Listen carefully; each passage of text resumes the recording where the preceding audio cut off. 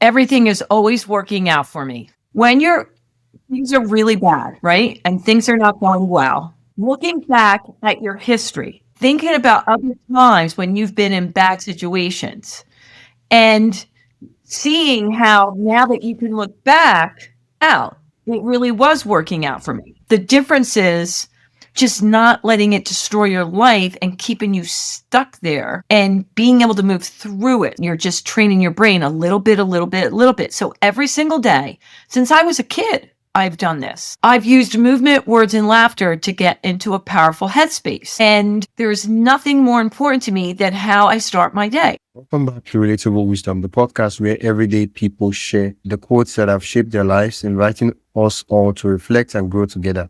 Today we're joined by Sandy Joy Weston, a vibrant entrepreneur and wellness advocate with over 30 years of experience in health and fitness. As the first female trainer for the Philadelphia Flyers and a passionate creator of initiatives like the Philly Street Line Dance, Sandy's mission is to spread joy and inspire others to recognize their true power.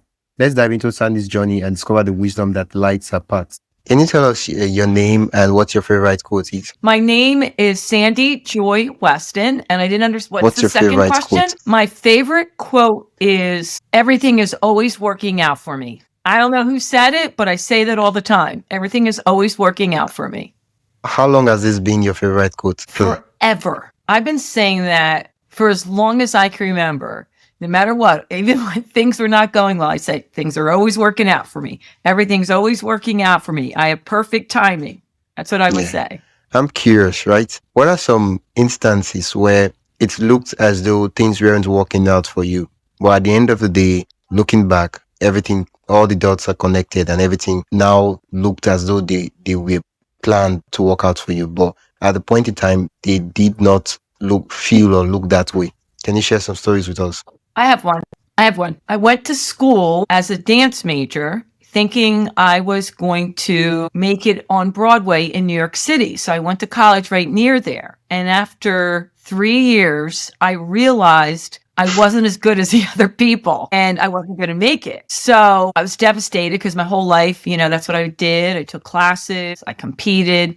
And then I realized I can't do what these girls can do, even after 12 hours of practicing. So I took off a year and worked, pumped gas, waitressed, and it ended up bringing me back to another school, Westchester, in Philadelphia area, Pennsylvania, where dance was in the health and phys ed department. And that took me on a whole nother journey of understanding the body, mind, and spirit and how it related to dance. And I ended up from teaching aerobic and fitness classes to meeting all these amazing people who took me under their wing.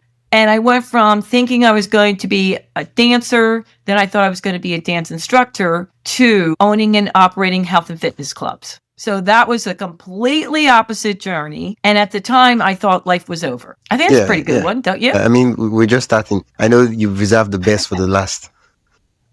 I think that's a good one. That's a pretty good one. Yeah. That's a good, holy cow, my life is over too, and ended up being better than I thought. When you went to the first dance school, you were like, oh, wow, I'm pretty much not cut out for this. And then later on, you found a better place. Yeah, it seems like, thank God I never would have imagined. I'm guessing it was because you were not doing well in the previous school. That's why you had to leave that school to go to the other school. Well, I could have stayed there as a dance major, but the whole reason I went there was so I could be on Broadway in New York City. And when I saw that wasn't working out, I wasn't sure what to do. And then the fact that the dance department was in their health and phys ed department was like a whole new world to me that I never explored. And it ended up being better than I thought. And I really was interested and fascinated with how the body and the mind worked, and also was able to dance. So here I had no idea that my life would even be better than I anticipated. I thought, oh, well, this is going to have to be plan B. And plan B ended up being like A+++++. Yeah, so that was really cool. Okay. We're starting off strong. Okay. Now I'm going to be like Oliver and I'm going to ask for 2 more. Yeah. Okay. All right. 2 more stories. Yeah. Places where stories that are like that, like what I didn't think life was working out for me. And then life worked out for me. Okay. I have another one. I had owned health clubs for over 30 years.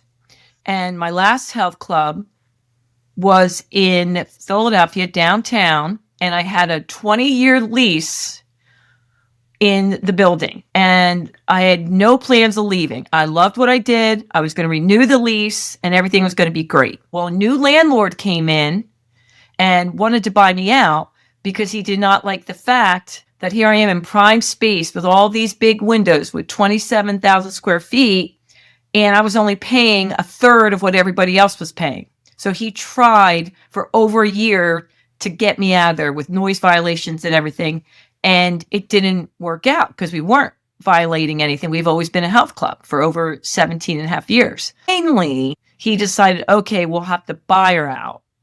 And something told me, okay, listen, I only have 2.5 years left on this 20-year lease. He's not going to renew my lease. So I should take this deal. It's a very fair deal. I'll take it, even though I didn't want to at the time. Well, that year was 2019, right before COVID. If I had stayed open, I would have been out of business because all my business was depending on 90% of my business was all people in the corporate market. So here in the United States, nobody was going to health clubs and nobody was going to go to work. So I had no idea, but that was the best thing that ever happened to me. Nobody would have ended up buying my health club. It would have went, so that was awesome. Okay.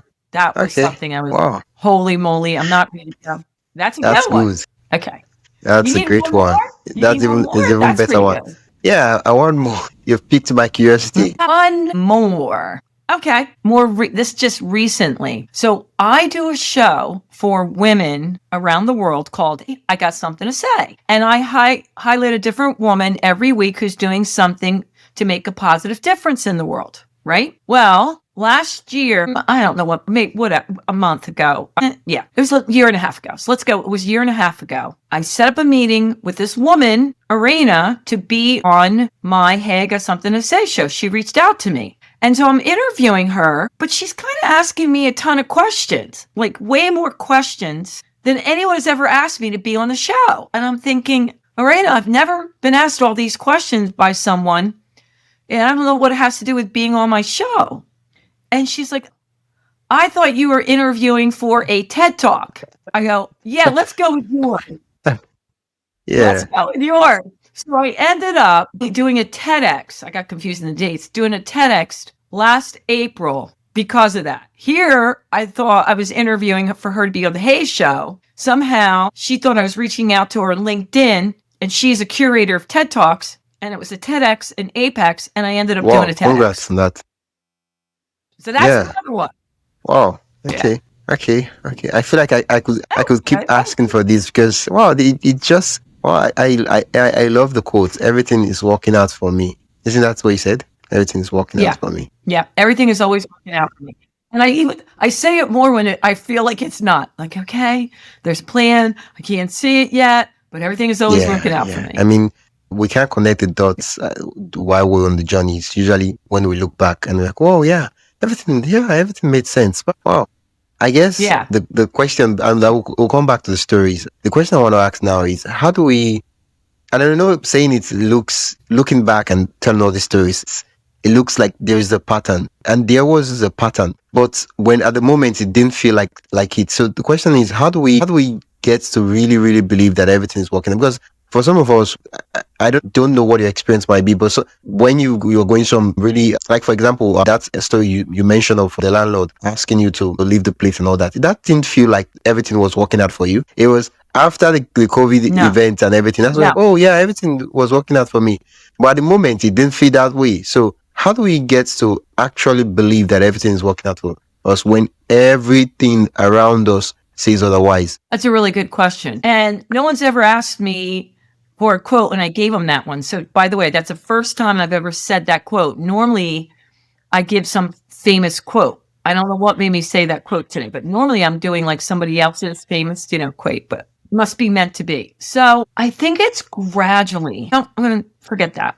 I think it's a matter of when things are really bad, right? And things are not going well. Looking back at your history, thinking about other times when you've been in bad situations and seeing how now that you can look back out, it really was working out for me. Do you know what I mean? And it happened then and I couldn't see it, but now it makes sense why that I had to go through that to get where I am. So I think the biggest thing is stopping and pausing. Be honest with yourself. It sucks right where you are. It's horrible. It's bad. You don't like it. You know, you don't want to fake it. You want to feel it. But then say, okay, let me think about it. Oh, yeah, look what happened before. And then it worked out. I couldn't see it when I was in the thick of it, but it did work out. And then writing down, I'm a big journaler, so writing down about your frustrations, you're upset, and getting it out of your system, and then saying to yourself, I know things are always working out for me, even though I can't see it. What is it that I did in the past that got me through? And when you start doing that, you're resetting your brain to think of ways that you will get through this with being in a more love, peace, or joy state versus in the fear-based state. Not that you're not going to be there, but it's going to get you on the other side quicker by realizing, okay, if you just keep repeating it and repeating it over and over again, I know things all work out for me. I can't see it right now. What could I do right now? What is it I'm not seeing? What path should I take? When I start writing that or even saying things like that out. Let's take a quick pause. If you're enjoying this conversation and want more thought-provoking ideas straight to your inbox, join the Relatable Wisdom email list. It's free, quick, and filled with bite-sized insights, inspiring quotes, and behind-the-scenes reflections from our guests. Just head to relatablewisdom.com/join. That is relatablewisdom.com/join. Or tap the link in the show notes. And hey, subscribing to the podcast helps more than you think, and it's free. So if you haven't already, hit that follow button wherever you're listening. All right, let's get back to the conversation. Loud? Maybe not right then, but the answers start falling in place of steps that I could take to move forward and get me through. Not even just quicker, but so that I don't get stuck in the fear-based state so long. You know, we're going to feel fear and anxiety. We're going to be upset, pain. We're going to feel anger. The difference is just not letting it destroy your life and keeping you stuck there and being able to move through it. So I always am honest with myself, whether I tell somebody else or not. I'm always honest with myself about what I'm feeling so I can get it out. And then once I get it out, then I can move forward. I think a practice I usually do is, I think there's a site called futureme.org where you can write future letter to yourself, and when the date you put, it is going to send to your email. And what I usually do is if I'm going through like a really tough situation, I look at the situation and describe in details how tough, terrible I'm feeling at that point in time. And then I send the message to myself maybe 6 months, 1 year from now. And when I'm reading the message and I'm like, wow, by that time I've gone through that situation. I'm like, wow, look at how it felt. It felt like I was about caving in. No, it wasn't that big of a deal. Like it was just this, you know. And then when I look back at it, I was like, okay, that's exactly how this one is. When I look at it 6 months from now, 1 year from now, it's going to feel exactly as this other. Because now I have proof of how they felt when I was going through those phases in life. Yeah, I like that practice. Yeah, see, it's the same thing. It's the same thing. Yeah, you're looking, oh, look what I went through. And you see it, and then you're like, okay, that's going to happen this time. I think it's really difficult for many of us. I don't care how positive you are. We're only good as we are now. We forget all the things that were fabulous, or all the amazing things that happened, or all the amazing things we have done. You know, we're so much like, it's not working out right now, that when you pause and you reflect, you're like, holy moly. I can't see the answer now, but I know that before the same thing happened and it did work out even better than I thought. And I think with that attitude, you will definitely move forward faster. Yeah, definitely. Wow. For me, I think still on the scope of how do we believe in the very moments where everything says otherwise. You know, the world, there's so many noise out there, so much distraction, so many other stuff that sometimes it can be overwhelming. Sometimes you probably will forget the things you said you were going to do the day before yesterday. So for me, how do we keep this belief, these quotes top of mind every day? We keep reminding ourselves that, okay, because sometimes we just forget that. And then like, yeah, that's true. Everything is working out for me. Yeah, I remembered. Yeah, how do we keep it top of mind so that we keep reminding ourselves? Well, I'm a firm believer in taking a minute to 3 minutes to start your day. When there's so many books out there now about small actions, big results. It's not time consuming. It's not complicated. It's just building on it every single day till it becomes a habit like anything else in life. The same thing with your brain. You're just training your brain a little bit, a little bit, a little bit. So every single day since I was a kid, I've done this. I've used movement, words, and laughter to get into a powerful headspace. And there's nothing more important to me than how I start my day. So, for example, for your people listening out there, if you got up in the morning, I want to give you everything that's not time consuming, right? You wake up in the morning, just take a breath and do a body scan. See how you feel. What's going on? Are you like, what emotions are coming up? If you're sad or you're feeling lonely or you're feeling stressed, you don't want to say, well, today I'm going to show up and be joyful and powerful. You might reach for calm or peace. But if you're feeling pretty good, you might say, today my word, and pick one word. I want to show up feeling joy, fun, love, grace, whatever it is. Just really quick. Like it takes 30 seconds, not even that, before you get out of bed. And then come downstairs and write down your word. And that word you can reflect on throughout the day and ask yourself, am I feeling joyful? Am I feeling powerful? And if not, what is something you could do to get back there? It might be going outside, looking at the sky. It might be taking a really quick walk. It might be dancing around your house. But just to reset yourself and remind yourself, I chose today to show up with this, and I'm not there. So what could I do? And that doesn't take long. Now, for me, every single day, no matter what the weather, we have winter here. I go out my front porch and I use movement. I dance around for a little bit. And then I focus on my word. And then I just look at anything that makes me smile. That's where the movement, words, and laughter. Every single day, I do that before I start my day. Yeah, and whether it's I'm listening to the birds or watching a squirrel, whatever's going to make me smile and make me laugh. Now, when I do run down the steps, first thing I do, though, is I push the button on the coffee pot. So the coffee's already going. And then I run out onto my porch and I do that.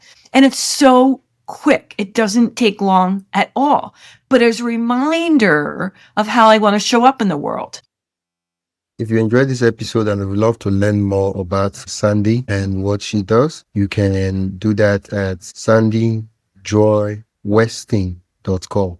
That is sandyjoyweston.com. All it takes is 1 to 3 minutes a day to change your body and your life in a positive way. And do note that the link will be in the show notes. Thank you so much for listening to today's episode.